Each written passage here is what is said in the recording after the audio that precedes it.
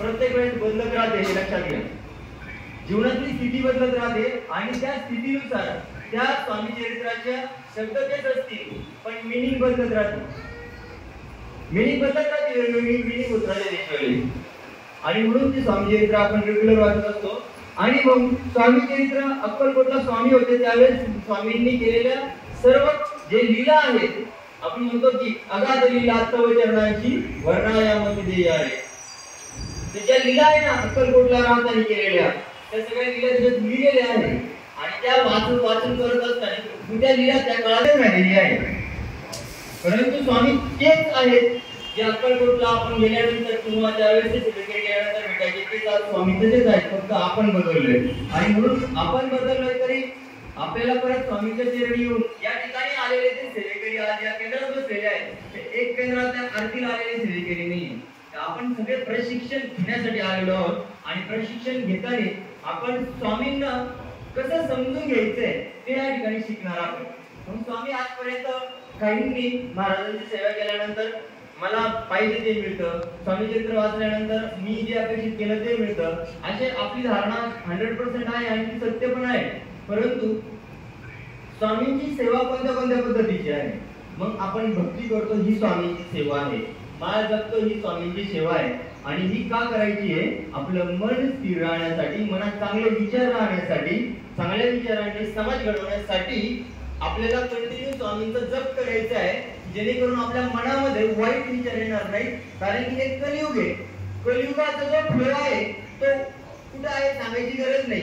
बघा एखादं पाणी आहे आणि त्या पाण्यात तुम्ही उभे आहे, त्या पाण्याचा फ्लो हा एका दरीमध्ये घेऊन चाललाय.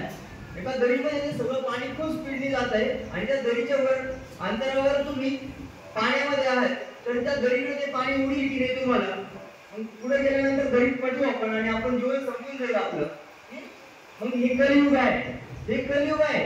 तुम्ही जर दरीत त्या पाण्यामध्ये उभे राहिले तर ते पाणी तुम्हाला ओढतंय. कलियुगाचं पाणी तुम्हाला त्या खड्ड्यामध्ये घालण्यासाठी ओढतंय. आणि त्याचं उभे राहण्यासाठी तुम्हाला या कलियुगाच्या विरोधात जे करायचं ते म्हणजे स्वामींची सेवा करायची आहे. आणि स्वामींची सेवा केली तर तुम्ही एवढी ताकद भेटेल तुम्हाला की त्या पाण्यामध्ये आपण उभे राहू, स्थिर उभे राहू. का? कारण की सेवा आहे. आणि जर नाही केली, किती हुशार असं, किती कॉलेज असं, किती पीएचडी करा, किती करा, दरीत पडणार. कारण की स्वामींची सेवा नाहीये. आणि आता त्या पाण्याच्या विरोधी दिशेने पुढे चालायचंय, म्हणजे समाज घडवायचा आहे. पाण्याच्या विरोधी दिशेने चालायचंय, समाज घडवायचा, लोकांना चांगलं करायचं, म्हणजे वाईटाकडे जाऊ द्यायचं नाहीये. तर काय करायचंय? त्या पाण्यामध्ये आता विरोधी दिशा, पाण्याच्या फ्लोच्या विरोधी दिशेने चालायचंय. तर आता स्पीड, मग त्यासाठी घिळामागे राबवणं किंवा आता आपले ज्ञानेश्वर गोळे ते पूर्ण तालुक्यात फिरताय. तर मला नाही वाटत त्यांना प्रत्येक ठिकाणी गेल्यावर ऊन लागत नाही, वारा लागत नाही, किंवा ते तापती नाही, किंवा त्यांना चटके बसती नाही. का? कारण की ज्यावेळेस फ्लोच्या विरोधी दिशेने जायचं असतं ना त्यावेळेस खूप ताकद लावावी लागते आणि मगच समाज घडू शकतो. आणि ते घडवण्यासाठी, ती ताकद मिळवण्यासाठी आपण इथं आलेलो आहोत या केंद्रामध्ये. आणि ते आहे जे प्रशिक्षण आणि सत्संग. आपल्याला प्रशिक्षणाला कोण कोण उपस्थित आहे बरं सांगा? कोण कोण उपस्थित आहे या ठिकाणी प्रशिक्षणाला? स्वामी महाराजांचा सर्व दरबार उपस्थित आहे बघा.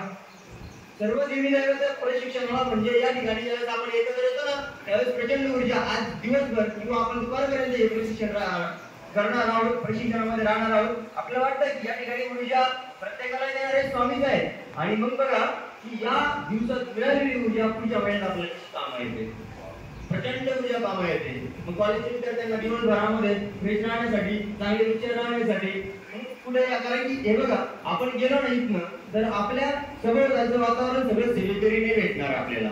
आपल्याला अनेक लोक शिकवणारे भेटतील, अनेक आपल्याला लोक लावणारे भेटतील, अनेक विचारणारे भेटतील. ज्या पिढीला उत्तर द्यायचंय, काय उत्तर द्यायचंय? अरे काय स्वामींच्या केंद्रात गेल्यावर काय होतं, काय होतं स्वामींच्या केंद्रात गेल्यावर? मी तर तसेच चांगले मार्क पाडीते असं तुमच्या मैत्रिणी म्हणते. काय तू तरी एवढी जाती सेवे करते आणि त्यातून 2 मार्क माझ्यापेक्षा कमी आहे. मी तर एवढं करत पण नाही तरी मला चांगले मार्क आहे. बघ किती टेन्शन घेतली स्वामींची सेवा करून सुद्धा असे अनेक प्रश्न तुम्हाला विचारले जातील. त्यावेळेस एकदम स्ट्रॉंग उभं राहून आपल्याला त्या प्रश्नाची उत्तर द्यायचं असेल तर प्रशिक्षणाला यावं लागतं. आणि मग ते तुमची शाळा सुद्धा तुमचं ऐकायला सुरुवात होईल, तुमचे मित्रमैत्रिणी सुद्धा तुमचे ऐकायला सुरुवात होतील किंवा तुमच्यापासून दूर तरी राहतील. का? इकडे गेल्यावर आपल्याला बरेच काही सेवेचं भक्तीचं ऐकावं लागतं, कारण की तेवढे स्ट्रॉंग तुम्ही सर्व होणार आहात. म्हणून आज हे प्रशिक्षण प्रशिक्षण आहे आणि प्रशिक्षणाचा पार्ट जो आहे तो इथं मार्गदर्शनाच्या माध्यमातून आपल्याला थेरी प्रशिक्षण आहे. इथं शेजारी स्टॉल लावलेले आहे, त्या स्टॉलला तुम्हाला प्रॅक्टिकल प्रशिक्षण मिळणार आहे आणि येणाऱ्या काळातले काही उपक्रम आपल्याला शिकायचे आहे. म्हणून या ठिकाणी येणारे जे प्रतिनिधी आहेत की तुम्हाला एका वर्षामध्ये प्रशिक्षक व्हायचंय. काय व्हायचंय? प्रशिक्षक. एक वर्ष तुम्हाला हे प्रशिक्षण आहे. या ठिकाणी तुम्हाला वर्षभर यायचंय आणि वर्षानंतर तुम्हाला स्वतःला तुमच्या तालुक्यामध्ये प्रशिक्षण घ्यायचंय आणि त्या हेतूने आपण प्रशिक्षणाला या ठिकाणी येत असतो आणि त्यासाठी गुरुपीठावरून गुरुमाऊलींनी आपल्याला रेग्युलर प्रतिनिधी म्हणजे ताईंना आपल्याकडे पाठवलेलं असतं. हळूहळू अनेक प्रतिनिधी या ठिकाणी येणार आहेत आणि या ठिकाणी आसपास आपले जे सेवेकरी आहेत तर त्यांनाही आज बोलवलेलं आहे. ज्ञानेश्वर भाऊ आलेले आहेत आणि जे आपले हे तालुका उभा करणारे सेवेकरी आहेत ते पण या ठिकाणी येतील. आता मी सर्वात महत्वाचं आपल्याला येणारा उपक्रम जो आहे त्याच्याबद्दल काही माहिती सांगतो. ते आपण लिहून घेतलं पण अपेक्षित राहील का, कारण की काही गोष्टी ज्या आहेत की ज्या लक्षात राहत नाही प्रशिक्षणाच्याच माध्यमातून आहे.